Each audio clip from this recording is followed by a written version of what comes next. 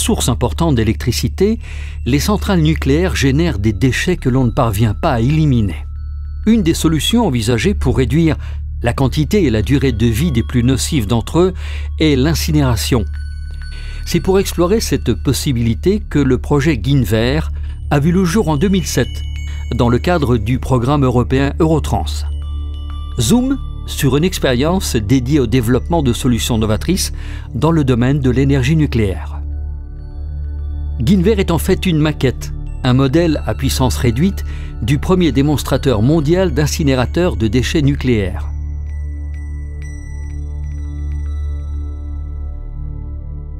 Ce démonstrateur s'appellera Mira. Mira et sa maquette Ginver sont des réacteurs nucléaires. Contrairement aux réacteurs classiques, ils ont la particularité d'être pilotés par un accélérateur. Ce sont des systèmes pilotés par accélérateur, connus sous leur acronyme anglais ADS, Accelerator Driven System.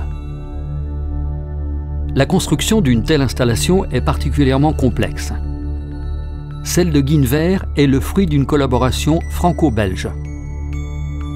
Pour construire l'accélérateur de Ginver, l'Institut national de physique nucléaire et de physique des particules du CNRS a réuni les compétences de 4 de ses laboratoires. Ceux d'Orsay, Strasbourg et Caen et celui de Grenoble, le LPSC, maître d'œuvre de l'instrument. Côté belge, c'est le Centre d'études de l'énergie nucléaire belge, le SCK-CEN, qui a élaboré le réacteur. Le combustible est prêté par le CEA. Accueilli sur le site du SCK-CEN à Mol, Ginver est fin prêt. Et les chercheurs du LPSC de Grenoble et du SCK-CEN nous présentent les spécificités de leur ouvrage et expliquent l'intérêt des expériences qui seront menées pour la gestion des déchets nucléaires.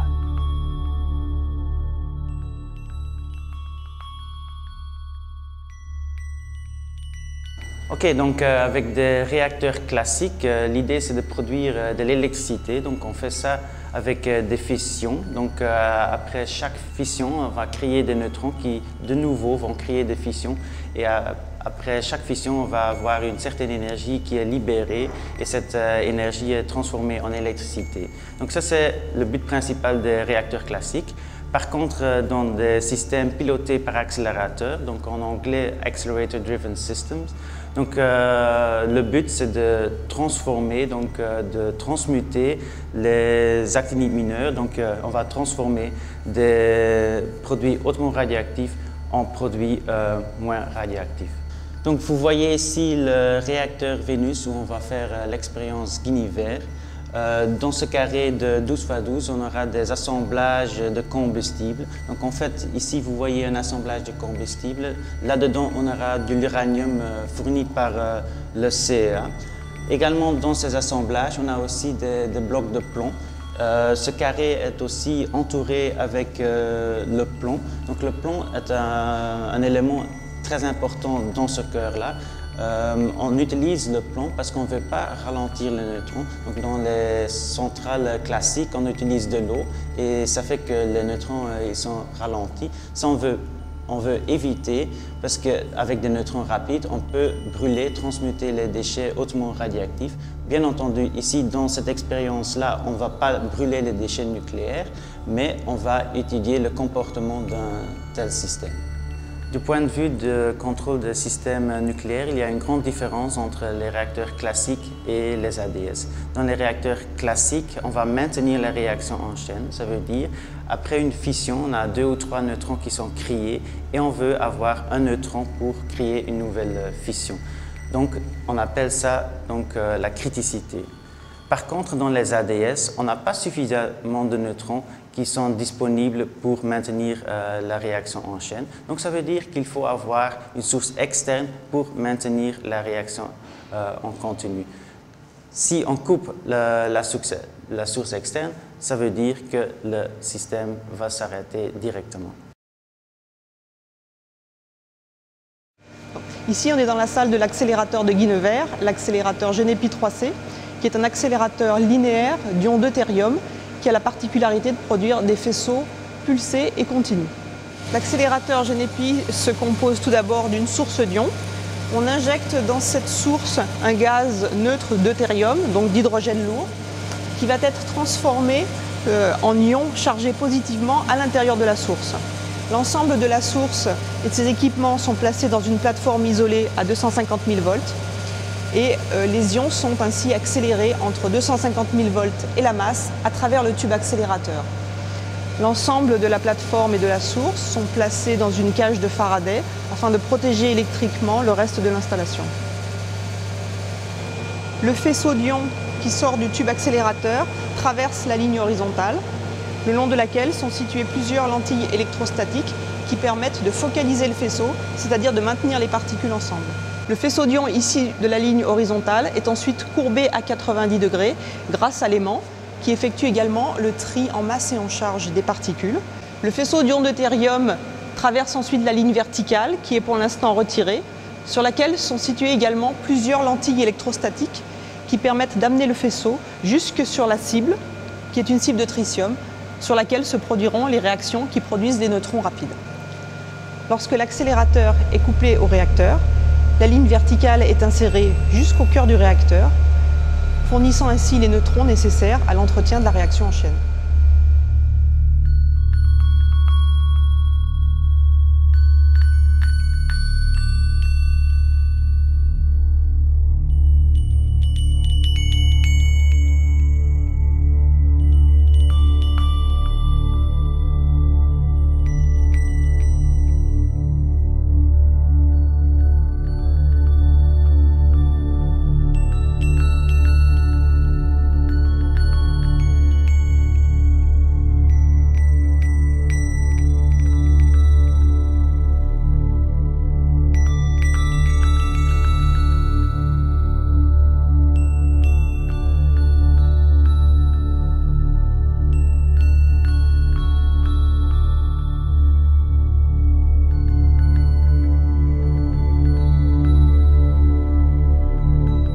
On est maintenant dans la salle de contrôle de l'accélérateur GENEPI 3C, dans laquelle on fait également la prise de données des expériences.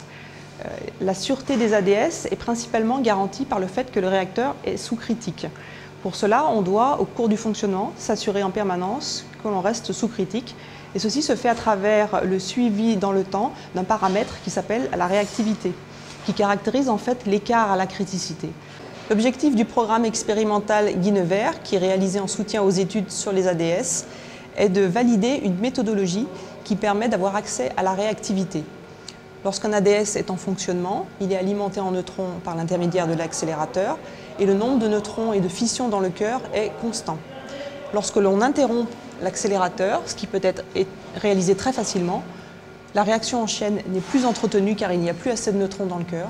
Le nombre de neutrons et de fissions décroît très rapidement, en quelques dizaines de microsecondes, et le réacteur s'arrête.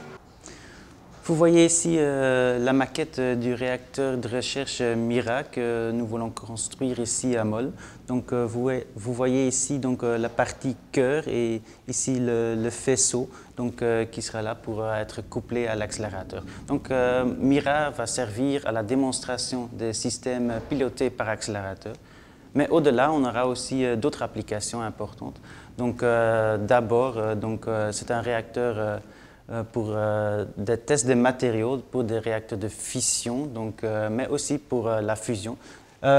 Ici, dans ce réacteur, on va aussi produire des radioisotopes à usage médical, mais on va aussi produire du silicium dopé, qui est un composant important pour les énergies renouvelables. Parce que c'est un réacteur de recherche très innovant, sera en fait un pôle d'attraction pour des programmes scientifiques internationaux et pour la formation des jeunes et des chercheurs dans le domaine nucléaire. Donc en fait, en gros, on peut dire que MIRA et Guinevere vont contribuer aux solutions novatrices dans le domaine nucléaire, mais aussi au-delà pour la médecine et les énergies renouvelables.